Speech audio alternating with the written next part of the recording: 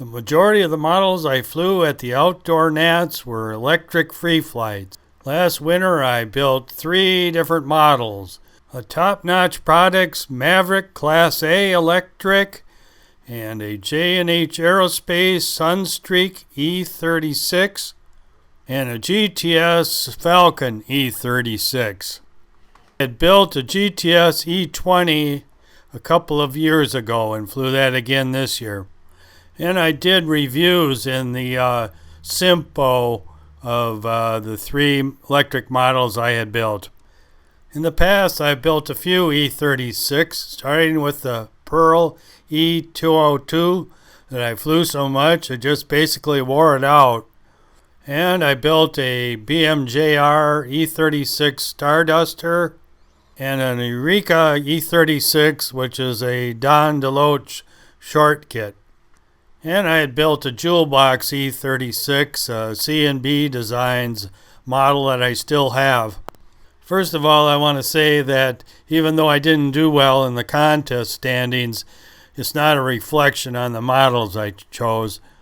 I flew the GTS Falcon a good bit before the contest. I think the problem is that most of my testing was done at about 5 seconds, and it was when I went to a longer run that the pattern wasn't the best. I flew the Sunstreak, I believe, first in the E-Classic event. Now, I don't think I did any trim flights, and I think the trim must have been off. Anyhow, the first flight it hit this shipping container, but there was no damage. This flight, I think it just blew this way with the wind. What I couldn't understand is 2 of the flights, it seemed like it went upwind and landed on the other side of the road where we were flying from. And the other thing was I'd never seen it come down so fast. The glide just wasn't very good. I think I probably should have adjusted it before the contest started because I was having trouble with my models. The trim was changing. I flew my Class A Maverick before the contest, I believe on a Sunday, and had a couple good flights. The model hasn't crashed, but it's just so fast it kind of scares me.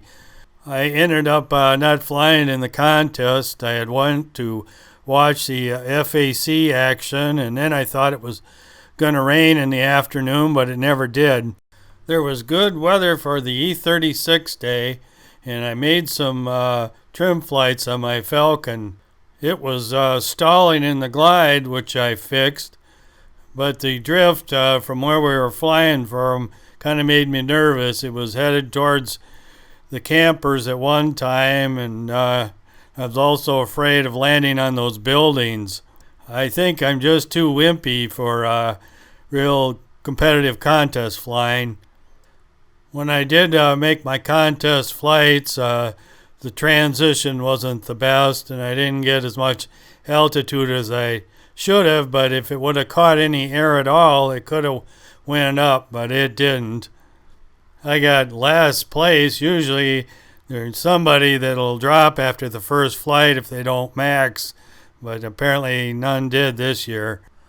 I flew the Falcon again that evening, and trim had changed in pitch. Now I had to raise the back of the stab up because it was gliding too fast, so I don't understand that, but I guess it has something to do with air density. I was admiring the transition on this electric at the Nats and how it stopped going up and it just banked over level just as nice as could be. Well, I've got segments of my planes flying back home. First we have the Maverick. In just like a 3-second run, it was up to 77 meters high. It seems to bank quite a bit to the right. Maybe it needs a little more washing. And this is my GTS Falcon. This flight transitioned pretty well. And here's a flight of the Sunstreak. I believe I did an 8-second run and it got up pretty darn high. Oh, I did get it close to the middle of the standings in E20 at the Nats.